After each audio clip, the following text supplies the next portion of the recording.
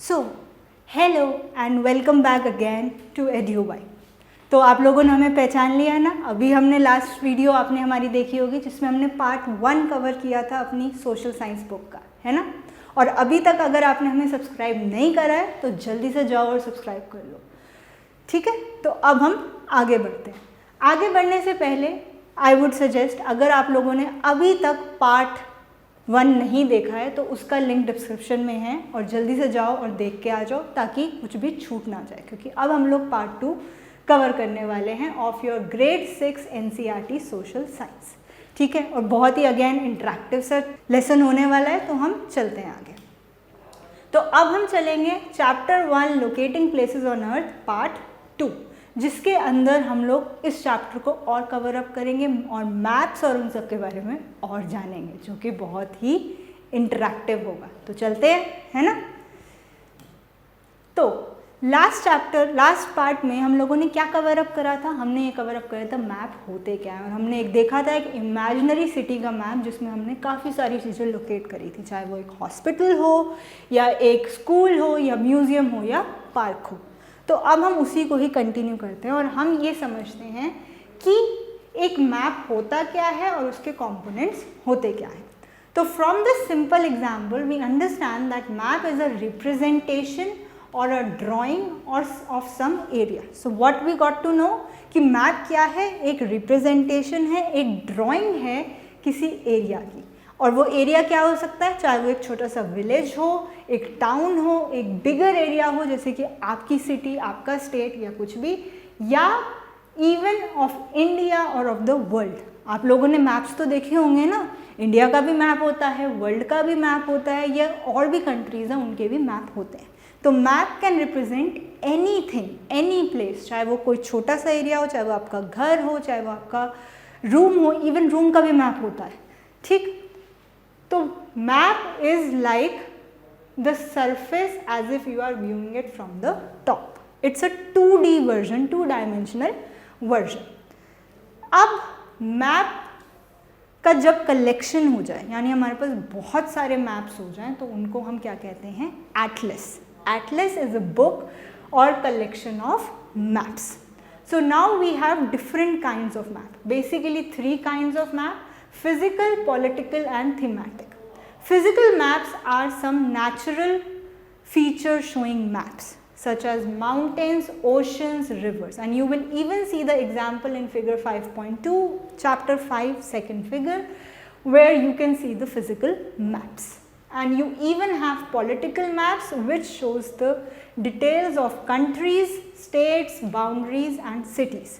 Like for example, अगर मैं India के ही फिजिकल और पॉलिटिकल मैप की बात करूं तो फिजिकल मैप एक एम्प्टी मैप होता है जिसमें सिर्फ आपको माउंटेन्स, प्लेन्स, डेजर्ट्स और ये सब दिखते हैं। बट जब हम पॉलिटिकल मैप की बात करते हैं then you can see the states, you can see the union territories, और वो एक थोड़ा सा ज़्यादा इन्हांस्ड वर्जन हो जाता है। And then you have thematic maps which have a specific kind of information, a kind of information that we just want to see. So there are more 3 components that are available on the map, which is the distance, direction and the symbols. तो ये तो चीज़ें होती ही हैं, but map पे 3 चीज़ें और होती हैं। डिस्टेंस, डिस्टेंस क्या पता करेगा कि कोई एक प्लेस दूसरे प्लेस से कितना दूर है। फिर डायरेक्शन, जो हमने उस मैप में भी देखा था ना, ऐसे 4 डायरेक्शंस जो कि आपको क्या हेल्प करेंगी कि कौन सी जगह कौन से डायरेक्शन में लोकेटेड है, ठीक है। तो ये आपका नॉर्थ डायरेक्शन होता है, ये ईस्ट होता है, ये साउथ होता है और ये वेस्ट होता है। तो 4 डायरेक्शंस हमारे होते हैं। And some symbols, symbols like a symbol of a temple, a hospital which have their own specific sign. तो ये सब चीज़ें जो हैं हमारी मैप पर होती हैं, जो कि हमने पहले फिगर 1.1 में भी देखी, ठीक है। Now let us define it more precisely. Precisely मतलब let us define it in a more accurate manner. Have you wondered how a huge place can fit on a small piece of paper? क्या आपने कभी सोचा है कि इतना बड़ा world है जिसको मैं एक छोटे से पेपर पे दिखा देती हूँ? Well, it's all because of map scale. Map scale basically एक स्केल है जो कि हम लोग डिटरमाइन करते हैं मैप पे, जिसकी हेल्प से हम लोग ये समझ पाते हैं कि 1 सेंटीमीटर या 1 मीटर मैप पे कितना दिखाएगा। बेसिकली हम मीटर पे तो बात नहीं करते हैं क्योंकि इतने बड़े मैप्स नहीं हैं, we are small maps, so we talk in centimetres. For example, each centimetre on the map as printed here represents a certain distance on the ground, like we can say 1 centimeter is equals to 500 meter. So what we expect in our head जब भी हम लोग map बनाते हैं कि हर एक centimetre मतलब 500 metre, और उसकी हेल्प से ही हम स्पेसेस को कैलकुलेट करते हैं। तभी आपने मैप में भी देखा होगा डिफरेंट स्टेट्स ऑफ इंडिया में कि उत्तर प्रदेश काफ़ी ज़्यादा बड़ा स्टेट दिखाया जाता है, देन गोवा बहुत छोटा, या राजस्थान भी बहुत बड़ा और सिक्किम बहुत छोटा। क्यों? क्योंकि सबके सेंटीमीटर्स डिफाइंड हैं according to the scale of the map. Now turn to the map of India in figure 5.2 in chapter 5। अब अपने चैप्टर 5 की टेक्स्ट बुक में देख भी सकते हो कि मैप एक्चुअली में दिखते कैसे हैं और स्केल से क्या रिप्रेजेंट होता है। स्केल हमेशा किसी भी मैप के बॉटम लेफ्ट कॉर्नर में होता है, यहाँ पर होता है, जो कि आपको बता सकता है। Like over here 500 written above its length and kilometer on the side. It simply means that this ruler, which measures 2.5 centimeter in the printed map, is equal to 500 kilometers on the ground. So the actual distance is represented on the map. तो अगर मैं कह रही हूँ आपसे कि किसी भी जगह का जो डिस्टेंस है वो मैप पर 2.5 सेंटीमीटर है, तो एक्चुअल में वो डिस्टेंस कितना है? 500 किलोमीटर्स का, क्योंकि हम इतने लंबे डिस्टेंस मैप पे तो नहीं दिखा सकते, हमें तो उस छोटे से पेपर पे ही बनाना है। तो उस छोटे से पेपर पे बनाने के लिए हम लोग स्केल का यूज़ करते हैं, which is an imaginary point जो कि हम सजेस्ट कर लेते हैं कि इस जगह से इस जगह की दूरी हम इतनी रखेंगे। आ गया समझ में?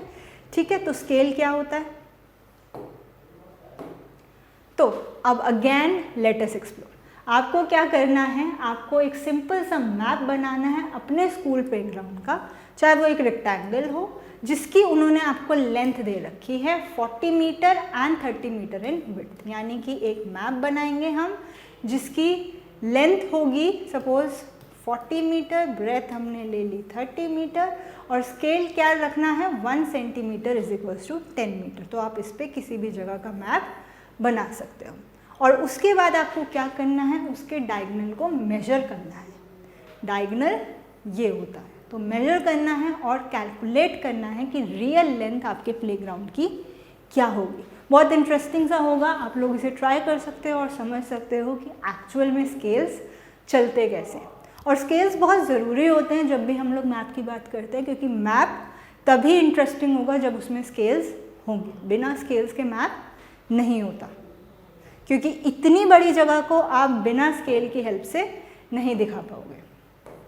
तो यही था आपका पार्ट 2 एंड आई होप आपने एंजॉय करा हो। और स्टे ट्यून फॉर पार्ट 3 ताकि आप और इस चैप्टर के बारे में समझ पाओ, और जल्दी से हम लोग को सब्सक्राइब कर लो ताकि आपका कोई भी नेक्स्ट वीडियो ना मिस आउट हो। ठीक है?